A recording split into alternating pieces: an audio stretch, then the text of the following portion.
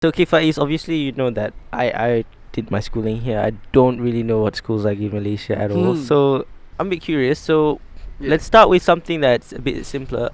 Infrastructure, which kat Malaysia, how is it? How would you find a school set up? Like, the land. What's it usually? Like how would you find in classrooms? How are they set up? Okay, sekolah Malaysia of course ada private dengan ada public lah kat sini pun sama. Yeah. So mostly orang pergi public lah kan, sekolah menengah kebangsaan, sekolah jenis kebangsaan Cina ataupun sekolah jenis kebangsaan Tamil. So yang selalunya orang pergi kebangsaan yang campur semualah. Yeah. And I think nowadays ramai orang yang menyokong untuk kita gabungkan semua satu sekolah.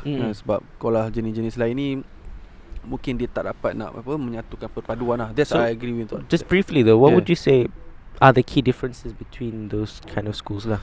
Sekolah jenis Cina dia kebanyakannya memang dia punya dia sebenarnya back to history jugalah orang Cina dia ada sekolah dia sendiri, orang India ada sekolah dia sendiri, tapi orang Melayu ni cerita dia ada sekolah dia, dan akhirnya kita gabungkan semua. So ada juga orang Cina, India, Kadazan semua kaum masuk dalam satu sekolah kebangsaan lah, which is I agree lah. So di situlah I kenal bangsa orang lain, I kenal orang Cina macam ni, orang India macam ni, apa sensitivity, and we become so close.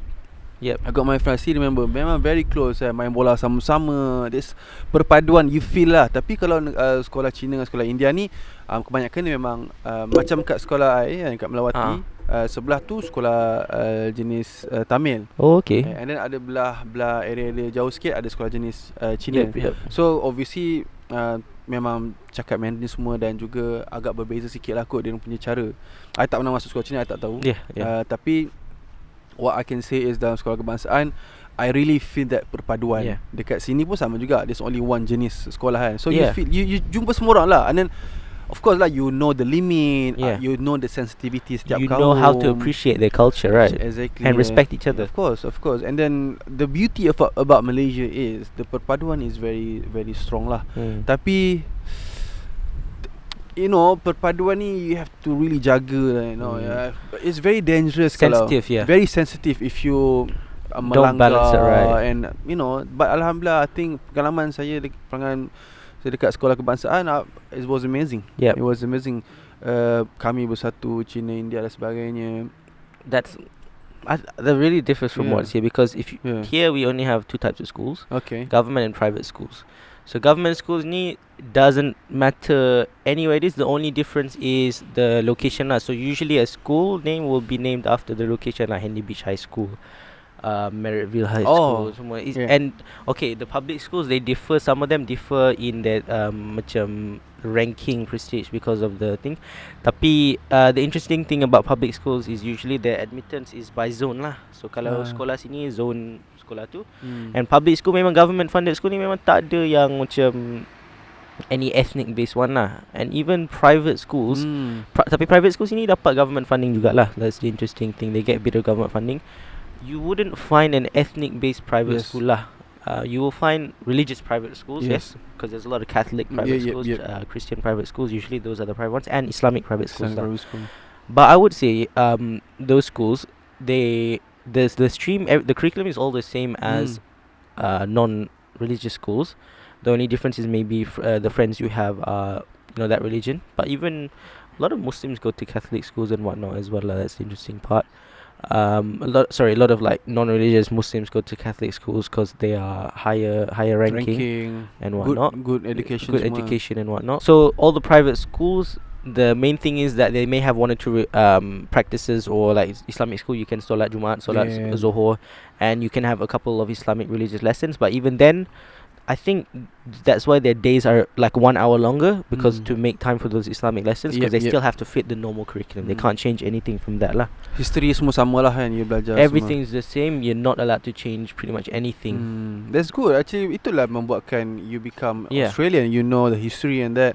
And dekat Malaysia pun the idea is like that. That's why ramai orang now lah, terutamanya tahun ni, orang memang banyak sokong untuk gabungkan semua sekolah dan hapuskan sekolah jenis-jenis yang lain lah, supaya kita nak negara yang maju, kita sebab you penting student kita waktu kita kecil kan, di situlah kita dipupukkan semangat perpaduan, kebaikan dan sebagainya. And we know each other. And kalau kita dah daripada dulu lagi kita diasingkan, and macam mana, sometimes ada juga orang yang nak berbahasa Malaysia pun tak boleh, sebab you dah kawan dengan sebab sini, sebab tu dia orang memang English. Jarang lah orang tak boleh cakap English ke, saya rasa.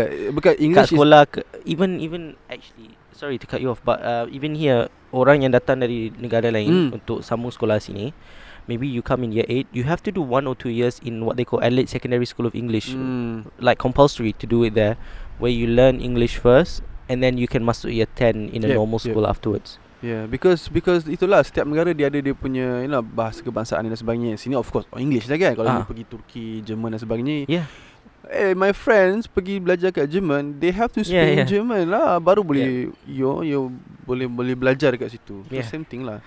So that's very very serious part lah. Tapi kalau yang macam main sikit dekat sekolah ni, the good thing about sekolah, I don't know lah, dekat sini kan, kita orang memang ada sesi petang, pagi dengan petang lah. Tu yang tak faham. I memang bila dengar pasal petang faham, petang dengan pagi ni macam pelik sikit.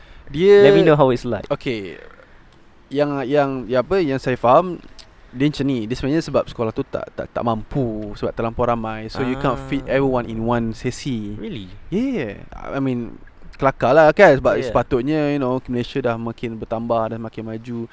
You have to spend accommodate more lah kan. Yeah, that's why. Sebab susah. My dad cakap, bayangkan sekolah petang, habis pukul 7 Maghrib, parents terkejar-kejar, tuition. It's not a natural time. It's not good actually, to be honest. I pernah rasa dua-dua, sesi petang dan sesi pagi. Sesi petang memang macam kelas petang, like the actual school day petang. 2:30 start, 2:30, 2 ataupun 1:50 macam tu start, habis pukul 6:50 ataupun 7. You know what that reminds me of?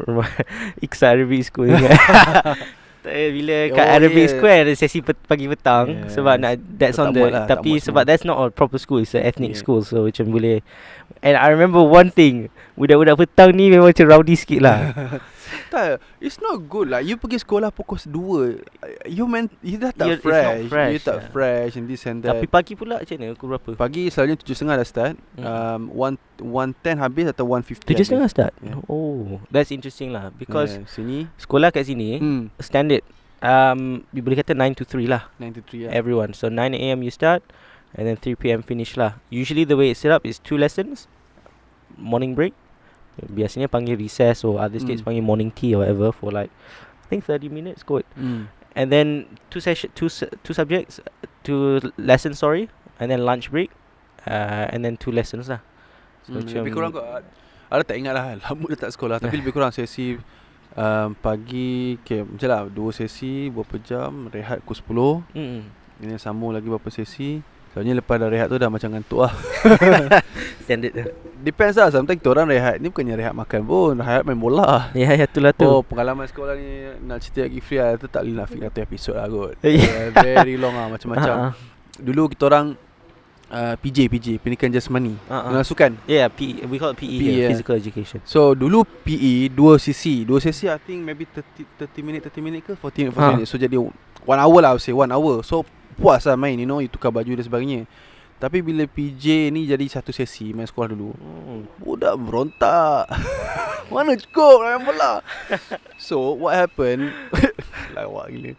What happened, kita orang sepatutnya lepas sesi PJ, dia macam ni, PJ berapa kali, lepas tu PE, pendidikan jasmani, dengan ada 1 sesi yang kena duduk dalam kelas belajar teori. Orang tak suka lah, basically orang nak main bola, tapi yelah, bila jadi 1 sesi, kita orang ni pun budak main bola, you nak suruh dia stop, atau suruh stop masuk study, you dengan berpeluh-peluh semua kan. Sambung terus lah sampai rehat kadang. Cikgu marah lah. Tengok-tengok student tak ada, student lelaki tak ada, mengamuk cikgu. 2-3 kali kita orang buat. Time tu nakal sikit kan. Yelah, lepas tu sejarah pula kan. Ini topik history, like viewer je. Hidup. Tapi walaupun waktu saya sekolah, saya macam tak berapa interested dengan sejarah dan sebagainya. Of course lah, siapa suka sangat kan. Ada juga yang suka, tapi Tapi cakap sejarah ni very important. Of course. Siapa yang mengajar sejarah tu banyak dia punya keberkatan Itu I rasa tu memang standard lah. Orang bila masuk sekolah macam history sangat boring lah. Rasa boring. Tapi bila dah besar, bila dah masuk uni ke apa, dah macam start minat. Sebab you get to know that history shapes what we have today lah. A lot of the stuff, not a lot, everything we have today is based on how historical factors have. So if you know lah. And it's opens that perspective lah.